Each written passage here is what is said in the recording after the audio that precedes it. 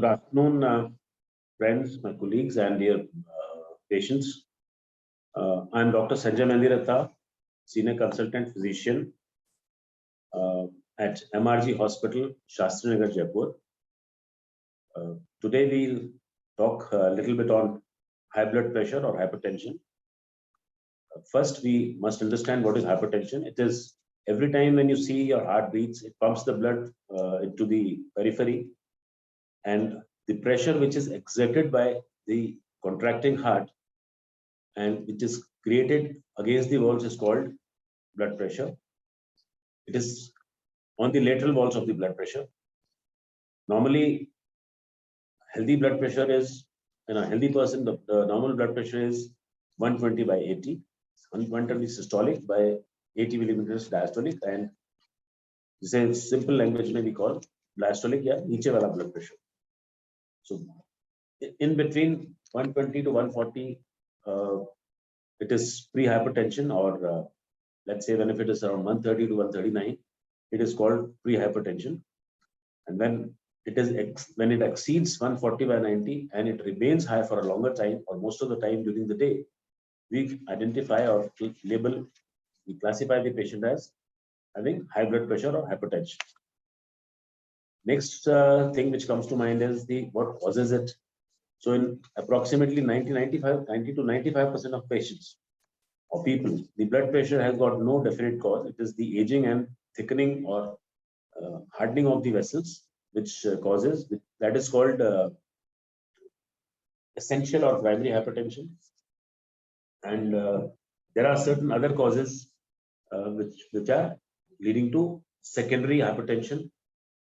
The hypertension which is because of some other causes in the body systems. For example, some endocrinal causes, some vascular causes, causes related to kidney altered functions, and so on. So this is on the treating physician or doctor to ascertain whether it is primary or secondary. Anyway, the thing which comes is the certain risk factors which are involved in causing blood pressure are like sedentary lifestyle, excessive alcohol or smoking, use of excessive tobacco, people who are overweight and obese, and stress, lack of sleep. All these factors, they are risk factors which can increase blood pressure. Certain dietary patterns like eating junk food or fatty foods, which ultimately lead to weight gain, and it can cause increase in blood pressure. So we cannot change the genetics, the family history you cannot change, but the modifiable risk factors can be changed. Now comes what are the symptoms and signs. Symptoms वो होते हैं जो patient या person feel करता है, और science वो होते हैं जो डॉक्टर देखता है या एलिसिट करता है. So sometimes it develops very suddenly, but most of the time develops gradually, and body gets adjusted or accustomed to this kind of little rise in pressure. Most of the people do not have symptoms of blood pressure. That is why it is called a silent killer or silent disease. But blood pressure, as we know, that it increases the incidence and probability and chances of stroke, heart attacks like MI, and end organ damage or the target organ damage. So,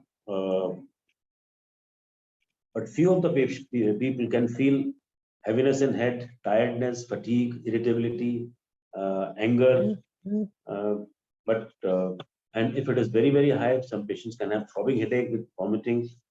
So anytime if a person comes to visits any clinic, the doctor must see irrespective of age, because secondary hypertension can be in younger population also.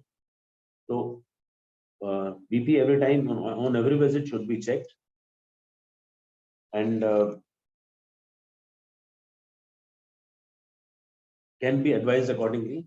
And if a person comes to you for the first time and he does not give history of high blood pressure in the past, you need to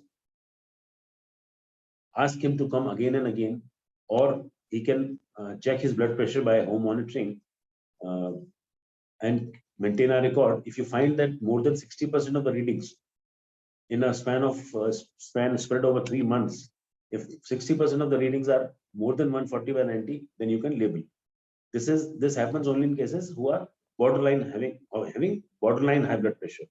But people who have got blood pressure in stage 2 or stage 3, like more than 160/90, or more than systolic more than 160 or diastolic more than 95, there is no doubt that they're having high blood pressure. So treatment can be initiated with lifestyle modification in such patients even at first visit. But when you come across patients with borderline high blood pressure, you must keep them under observation. There are certain methods by which first is at home monitoring, and second is ambulatory blood pressure monitoring. This is another good device or tool in which blood pressure is monitored for 24 hours in all the positions, when the person is sleeping or eating or working or going to office or driving, whatever. With his day-to-day routine, for 24 to 48 hours, you can monitor the blood pressure and take out the average, and then accordingly you can take the decision. So now most important is how one can control or reduce blood pressure. So first is that we are in habit of taking little extra salt, and most of the fast foods and junk foods, they contain very high content of sodium. So one must avoid excessive sodium intake. If somebody is taking alcohol in excess, he or she should reduce. Regular physical activity and weight reduction, they are very important, and they play a very key role in maintaining blood pressure to normal or reducing your blood pressure if somebody is high. Adequate sleep and management of stress, that is very important, and can reduce the blood pressure drastically. So to maintain healthy weight, reduction in smoking or quitting smoking, avoidance of excessive salt, food which is rich in high fiber should be preferred. DASH diet, we call it, diet associated with the high fiber, they are preferable. And if at all somebody has been prescribed medicine for high blood pressure, most important is to take regular medication and timely follow-ups as per the advice of his treating consultant. So in fact, blood pressure can be successfully controlled with a healthy lifestyle, which can reduce the complications, especially renal, eye, and neuropathy. All these complications can be prevented because hypertension is one of the topmost disease causing cardiovascular and peripheral vascular disorders, and one of the major cause of mortality in our younger population also now. So keep your blood pressure under control and within the range which is desired to prevent complications and live a healthy life, so that your work productivity is better, and in that way not only we can support the family but our country as a whole, because the complications of high blood pressure consume a lot of our national resources. Thank you.